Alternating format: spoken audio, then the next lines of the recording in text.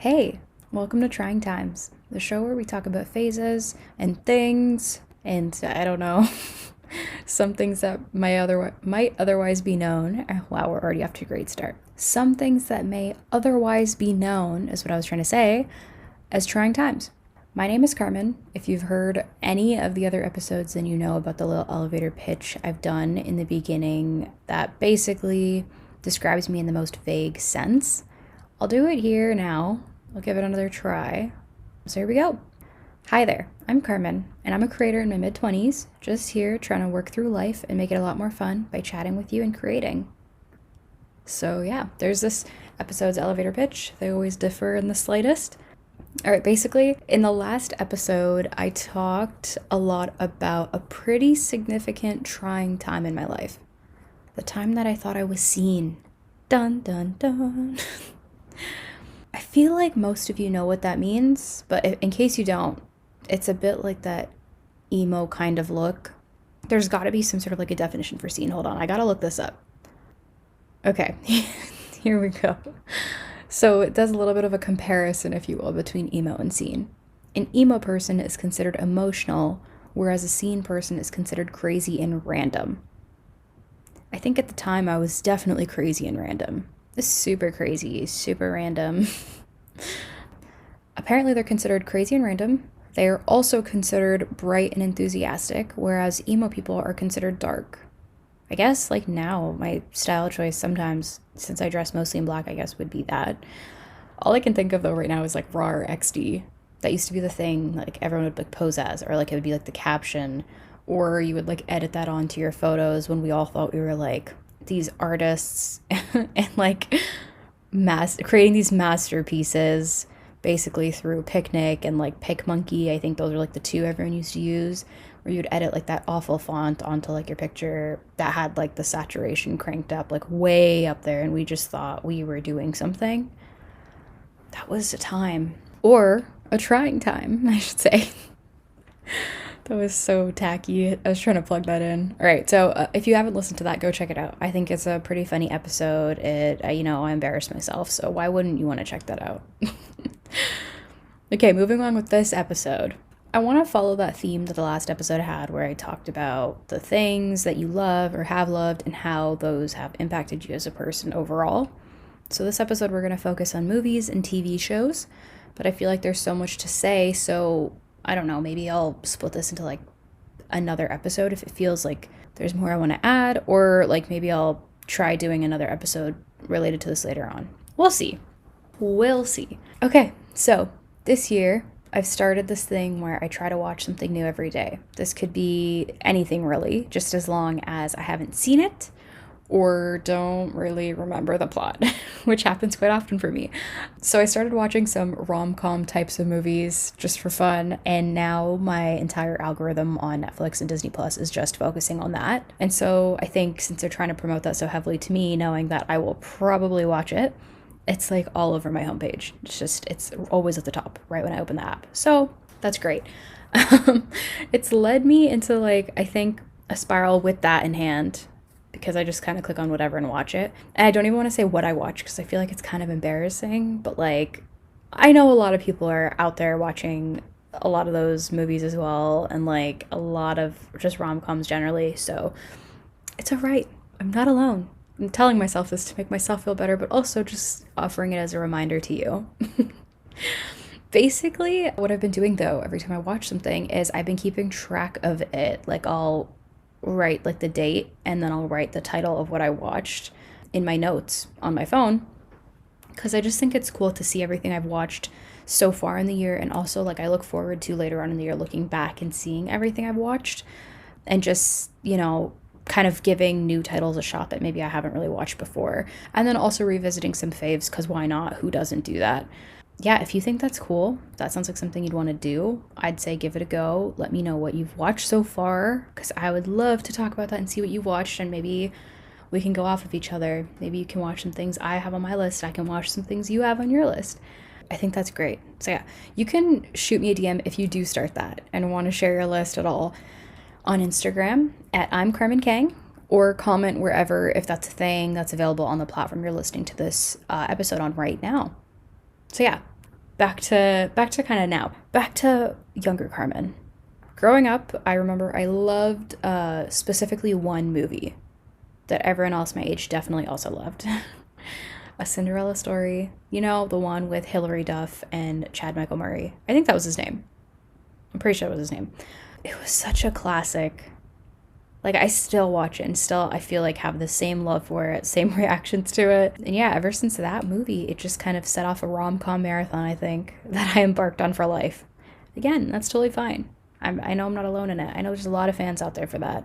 But then on the other side, I loved a bunch of different movies growing up too. So a really big one I remember that I watched like 1,000 times at least was Spy Kids. I love that one and the others that were also part of that series so much.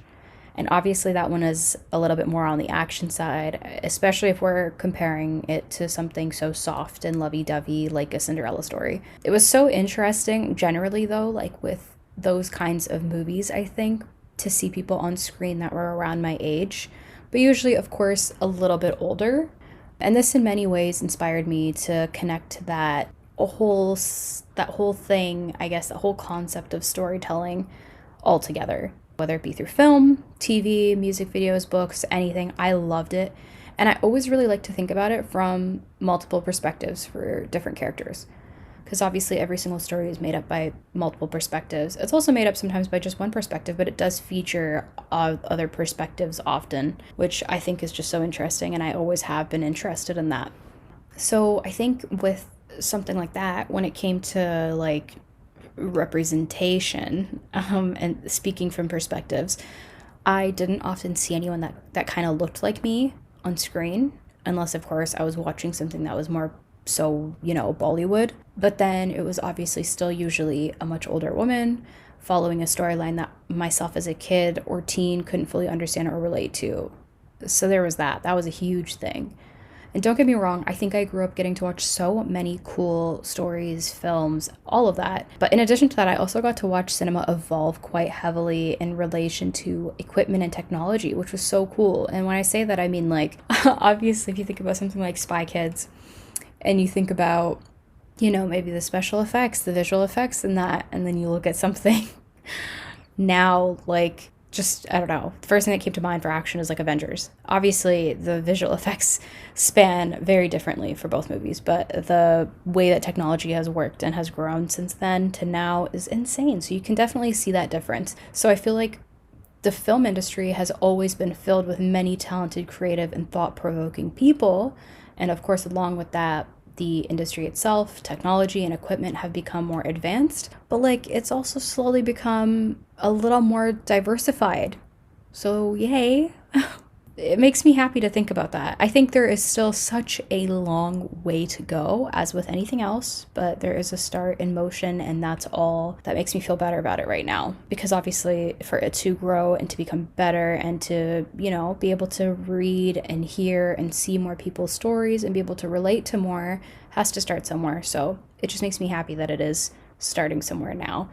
I always admired women also working in this field, just because obviously for a very long time with it, not only like film and TV, many industries have been male dominated for a very long time. So I think whenever a woman works in it, that's incredible. And it's just like, I find it wonderful, as there should be many women in it, because it's open to everyone. And stories do not, like we just talked about, come from only one perspective. That's always a huge thing that I've looked up to. And I think it's amazing because women working in this field are able to take grand strides to push for change and I can't talk. Women working in this field are generally able to, take grand strides to push for change if their story is based around that, but generally even behind the scenes, which is amazing. And they're also able to advocate for what means a lot in their own lives sometimes too. And I think that's becoming slowly but surely a little more common, and that is just amazing. And just talking about that, there's one woman in particular who I grew up watching who is South Asian and played a fairly funny role on the show The Office. I'm sure you know who I'm talking about. Mindy Kaling, who played Kelly Kapoor. She was just absolutely hilarious. She took so many, potentially, I said, She took so many potentially questionable comments that, of course, from what we know, were scripted, and made humorous scenes from them. And I think this episode's iconic for many people, but I'll never forget the Diwali episode because her character was just hilarious as usual and so westernized, but also still so integrated within her family and her culture.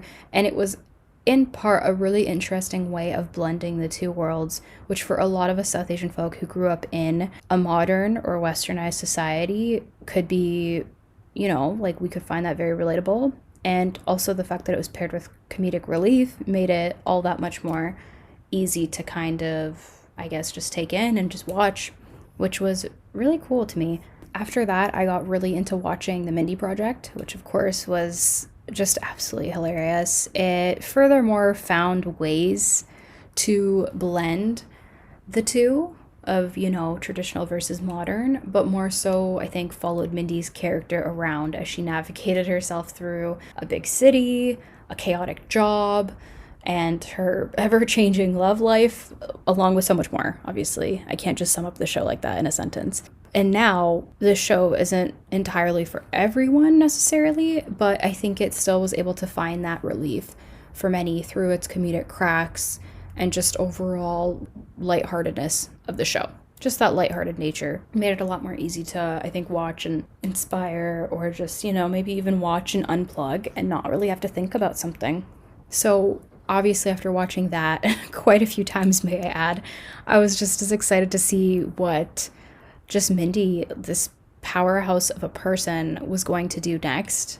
Her name, I feel like, took the industry by storm, and the next thing I remember popping up was Never Have I Ever, which is her series on Netflix, I'm sure all of you know. And the show basically follows around a young South Asian woman throughout her high school experience and navigating those differences a lot within traditions versus the modern society and American society. And so I thought it was just so cool. It's something I would have absolutely adored having while growing up. And though it's not fully relatable for all people, even myself in part, it contains so many elements that a lot of South Asian women might connect to at a younger age or older age, and it sort of functions universally. So I think that's really, really great. It's not just focused on a younger crowd. It does follow a younger Indian woman, like I said earlier, who I think is like about 15, 16 years old in the show. But you also get to follow the storyline of her cousin, who's in her 20s, who is in America living with her relatives while she's in school. And she's, going through her journey in a country that she's adjusting to. And then also you get to see the main character's mother, who is middle-aged and is still very much finding her way in life and society and what she really wants out of her life, I think. So it's great that in this kind of a show, you don't just see one woman or girl growing and navigating the clash of traditional versus westernized or modern, but you get to see three characters face trials and tribulations and grow and so much more. So yeah, I think it's an amazing show. I can't recommend it enough. I'll be honest, I first watched the show I think when I was about 24,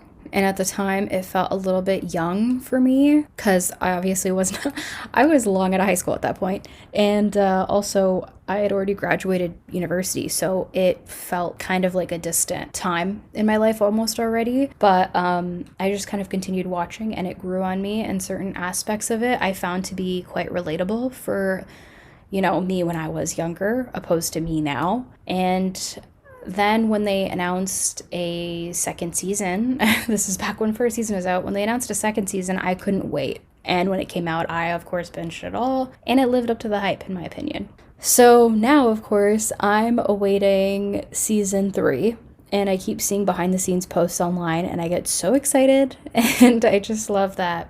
Obviously, this is a huge project of Mindy's, but I just love that she's so involved in the show and puts her all into it all simultaneously while living her own personal life and just running so many other works in progress. Nonetheless, just want to say Mindy Kaling is someone who I've really began to adore in the last few years. In case that wasn't obvious, we've only been talking about her for quite a few minutes here. I've really started to adore her and look up to her work ethic and ability to utilize her voice and all of her writing and so much more. She's also written books as well. And in all honesty, I feel like you can, like, you know, when you're reading a book and you can almost picture what a character is like, or almost even like hear, like, you can kind of match that up. When you're reading her books, I feel like you can honestly hear her tone as you read the words on the page. And I think that's so incredible. It's just very talented.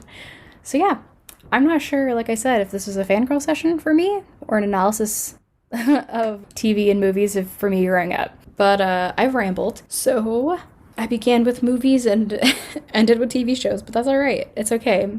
We're just going with the flow here, okay? No worries. I do want to know, though, if there's any works of media that have impacted you before or now, and if any of your favorite shows or movies are connected to you in any personalized ways, specifically in how you may view them, or, you know, storyline, whatever it may be. So yeah, let me know. You can head over to my Instagram and we can chat or comment if that's available on the listening platform right now. And yeah. Oh, just a reminder, my Instagram is at I'm Carmen Kang. If you do want to send me any show recommendations or talk more about shows that maybe have impacted you. I just realized I didn't add my username in there again, so I wanted to put that in there. Anyways, this has been fun. I'm gonna go watch something now. We'll chat soon, okay? Bye.